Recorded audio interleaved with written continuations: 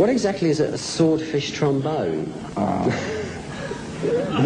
I guess more of a conversation piece than anything else. It's either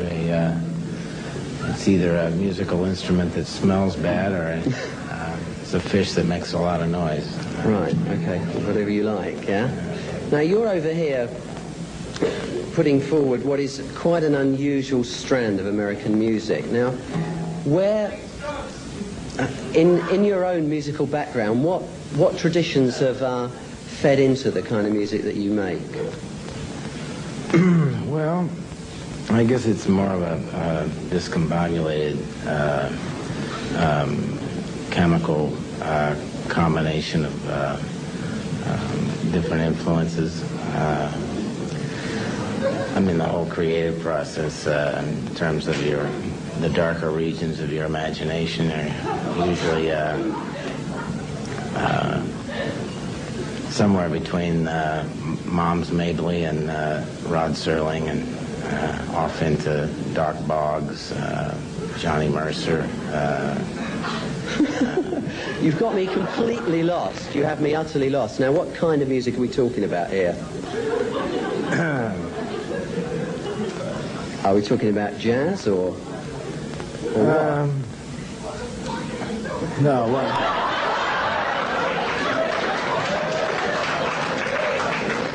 You tell them. I guess it all just depends on how you look at it. I mean, what kind of music were you brought up with? well, I had a Uncle Robert was. Excuse me, sir. Up yours.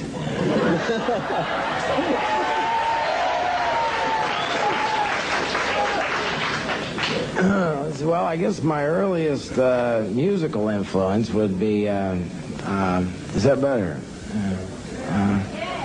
My Uncle Robert was a blind organist at a Pentecostal church,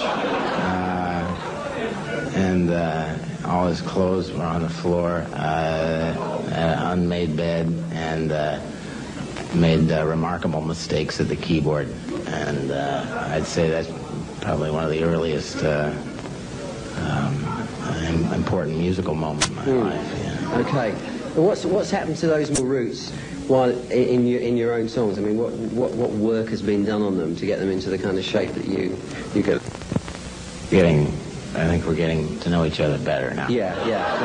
No. It's. Do you think we're speaking the same language? Practically. Right. Well, I don't know. A little marinated herring and wine sauce, and you have them boned and skinned, and it's a long way around usually. Right. What part does this infamous image that we have of you here play? The sort of low life American. I beg your pardon. Well, I think you know what I'm getting at. I mean, for instance, I've read somewhere that you once lived in a brothel. Is that true? I don't know. You must have me mixed up with somebody else. Okay. Well, you've lived in some dives, have you not? I don't know if that translates in my language. Do you mean like a place with a pool? No, not really. I'm thinking more at the other end of the housing scale, really. Something, pretty rough. Low rent, is that an American expression? Low rent. You mean like Rangoon or Iowa? I'm thinking of the seedier parts of Los Angeles, probably. No. You mean like a farming community? No, not that kind of seed. All right. Have a go. Have a guess. Try and guess what I'm getting at, yeah? I think what you're trying to ask me is, have I ever lived at a cheap hotel? That could be it, yeah. And I have a lot of close personal friends of mine that have lived at that type of place, but and I've heard all the stories. And have those stories informed your lyrics to your songs? Yeah, I'd say. Yeah. The type of thing you deal with usually comes from, nightmares and experience and eavesdropping and your own demented little place. What sort of experiences are you talking about? What sort of experiences? Now you're putting me on the spot. That's my job. Okay. I'm sorry. Okay. Well, let's see. I'm working on a couple of things right now. Something called Bad Directions. Another thing called Martini Plans. I'm usually working on a couple of different things at the same time. So where did the ideas for those spring up from?